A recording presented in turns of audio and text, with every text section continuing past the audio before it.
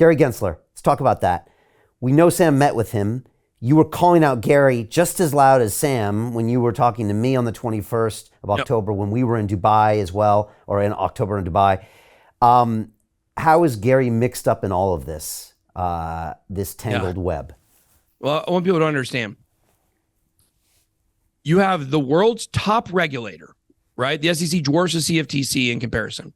The world's top regulator meeting regularly with the largest fraud in history for a 6-month period and couldn't sniff it out. To me, at best, Gary Gensler is incompetent. That's the best. At the very bottom floor here that we can say about Gary Gensler is he is completely incompetent at his job, okay? At worst, he's one of the most corrupt people we've ever seen in the history of the government. The truth lies somewhere in between those two poles. But there's no scenario where Gary Gensler comes out of this unscathed. I think by the end of January, Gary Gensler is out. How could he survive this? How can you, as a government, look at a man whose entire job is to regulate and keep investors safe? How can you look at that and look at him meeting with the biggest fraud in history for 6 months and say, oh, we're confident in the job that he does? You can't possibly do that. And I got news for Gary Gensler. His days are coming to roost. Guys, when this House Oversight and Reform Committee commences from the Republicans next year, it's going to be very bad for Gary. These Senate banking hearings, as they continue, they're going to be very bad for Gary. The House committee, the Maxine Waters committee that will be moving most likely to Kevin McCarthy, very bad for Gary Gensler. You have Tom Emmer calling Gary Gensler out, one of the top, known politicians in Washington right now. I don't see any way he can possibly survive this. There's no way he can have an explanation. It was very funny. As soon as the U.S. filed charges against Sam, right after that, you got like the SEC filing charges against Sam. Yeah. Why did it take so long? I know. We all knew, everyone knew this was happening. Why did it take so long for the SEC to make those charges? It was almost like they were trying to hold out as long as possible. And then when you look at the Caroline Ellison, the Greg Ellison, her father, being the direct report for Gary Gensler at MIT, and that they all hand in hand were working on these pandemic papers. There's just so much corruption there. It's not even funny, and it's so easy to spot, and they can't hide it. The internet sleuths today are so good that if there are connections, they will find them, and thank God for them that they found all these connections and were able to show all the corruption. One thing about Gary is that he's not incompetent. I took his whole class, 24 hours long, on YouTube, his blockchain course at MIT. We know he was Hillary Clinton's campaign manager, so he's deep into the Democratic Party. He's basically a politician. He understands crypto really well, but he regulates with a blunt instrument. I mean, what do you think is going on there? He's paid off by the banks. There's no question about it. And especially look at his next move. What's he trying to do? Which I think is laughable. If this happens, we should all riot. If he becomes the Treasury Secretary, what a joke that would be. He's trying to take over for, as I call her, the Tweety Bird monster, Janet Fallon Yellen. He's trying to take over for her in the next election cycle. Well, people might be surprised.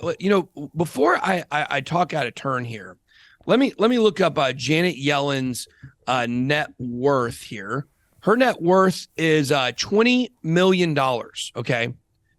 She made in 2020, okay, in 2020 and 2021, she made 40% of her net worth in 1 year. 40% of that 20 million she made in 1 year. $7 million, which I've heard could be as high as $12 million. Doing what? Making speeches on Zoom to banks. $7 million to make speeches on Zoom to banks. And then she becomes the Treasury Secretary. Open your eyes, people.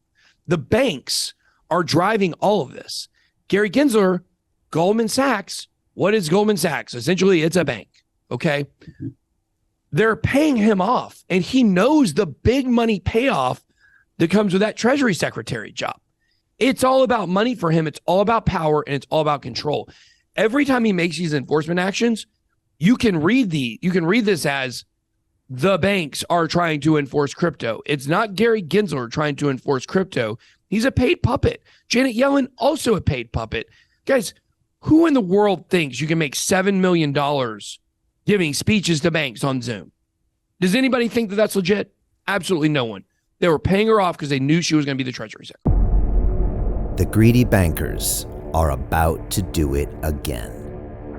In 2008, they crashed our financial system and nearly bankrupted the entire global economy. Then they received trillions of dollars in government bailouts. And after, they demanded fat bonuses paid for by you, the taxpayer. It turns out the banks haven't just been screwing the American taxpayers, they're also screwing over their investors. Turns out the banking industry is the worst place you could put your money, despite enormous taxpayer bailouts. Now the bankers are back to take away your financial freedom. They lie and tell you that cryptocurrency isn't safe. They try to make it illegal for you to choose how to invest your hard-earned money. They lie and say cryptocurrency is used by money launderers and criminals. But look at the record. It's the banks themselves that launder hundreds of billions of dollars every year to the biggest criminal operations in the world.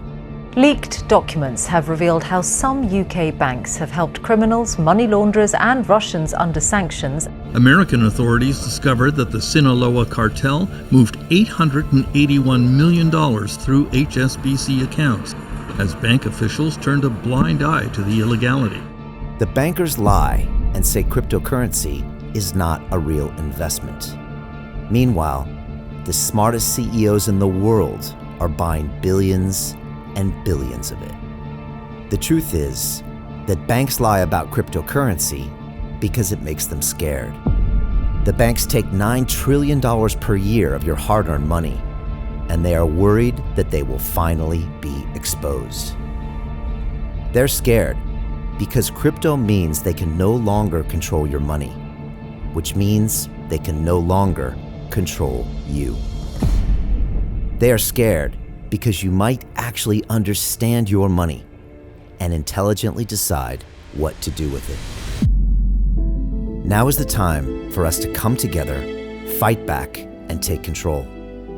It's time to educate ourselves, our families, and our communities. Because financial education means financial freedom. We know that cryptocurrencies will help us build the new decentralized financial system of the future. A banking system that is of the people, by the people, and for the people. A banking system where access to finance is a fundamental human right. A banking system that is free and fair and welcomes all humans on this earth. The DeFi revolution is happening. We, the people, can no longer be fooled. We choose to take control of our finances. We choose to take control of our freedom. We choose to take control of our future. Join us, and let's take back our financial freedom forever.